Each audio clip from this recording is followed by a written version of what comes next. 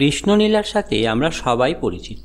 কৃষ্ণ প্রেমীরা এর মধ্যে যেমন প্রেমের গন্ধ পান একটা মহত্বকে খুঁজে, তেমনি কৃষ্ণ বিরোধীরা খুঁজে পান একটা নোংরামো।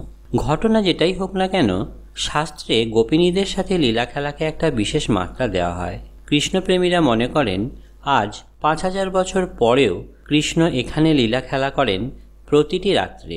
কিন্তু কোথায়, জানতে হলে ভিডিওটাকে শেষ পর্যন্ত দেখতে থাকুন।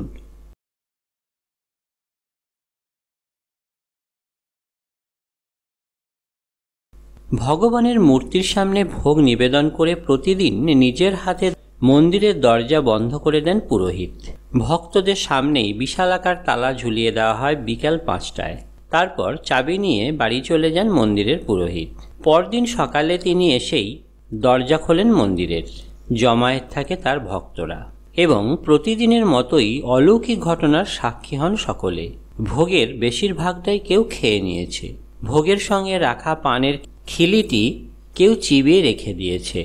অবাস্তব, কল্পনা, সাজানো গল্প, এমন অনেক শব্দই মাথায় আসবে এই কথাটা শোনার পর। কিন্তু এটাই যে সত্য। বৃন্দাবনের মথুরার খুব কাছেই রয়েছে নিধিবন নামে একটা জায়গা, যাকে ঘিরেই আজ এই ভিডিও। নিধিবনের সবুজের মাঝে শ্রী রাধা ও গোপিনীদের সঙ্গে আজও রাসলীলায় মেতে ওঠেন শ্রীকৃষ্ণ, এমনটাই বিশ্বাস করেন স্থানীয়রা। কিন্তু সেই লীলা এখনও কেউ চাক্ষুষ করেননি।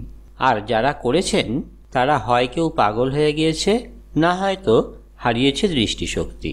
নিধিবনে রয়েছে প্রচুর তুলসী গাছ, রয়েছে অন্য গাছও।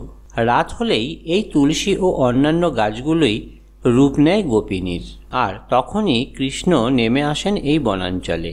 নিধিবনের দ্রষ্টব্য আরও রয়েছে, যেমন 1. নিধিবনের ভেতরেই রয়েছে রংমহল নামে একটি মন্দির। স্থানীয় বাসিন্দারা মনে করেন রাধার শৃঙ্গার ঘর এটি। জনশ্রুতি আছে শ্রীকৃষ্ণ নিজেই এই ঘরে এসে রাধাকে সাজিয়ে দেন, যে কারণে এই মন্দির কক্ষে আজও রয়েছে সাজগোজের সামগ্রী এবং গহনা। 2.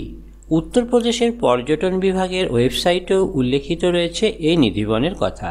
ভক্ত এবং পর্যটকদের জন্য বনাঞ্চলের মাঝ দিয়েই তৈরি করা হয়েছে পাথরের একটা হাঁটাপথ, যা আপনাকে পৌঁছে দেবে হরিদাসের সমাধিস্থলে। 3.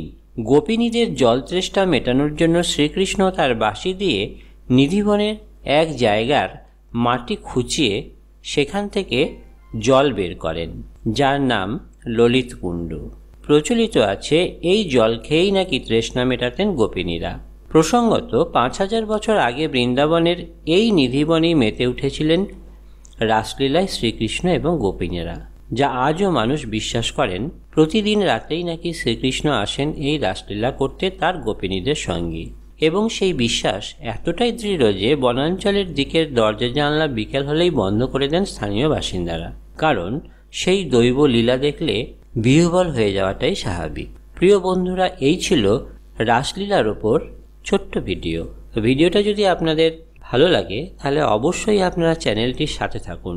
ভিডিওটিকে শেয়ার করুন সবার সাথে, লাইক করুন সবাই মিলে। অপেক্ষা করুন পরবর্তী আরেকটি এই ধরনের ভিডিওর জন্য। ধন্যবাদ।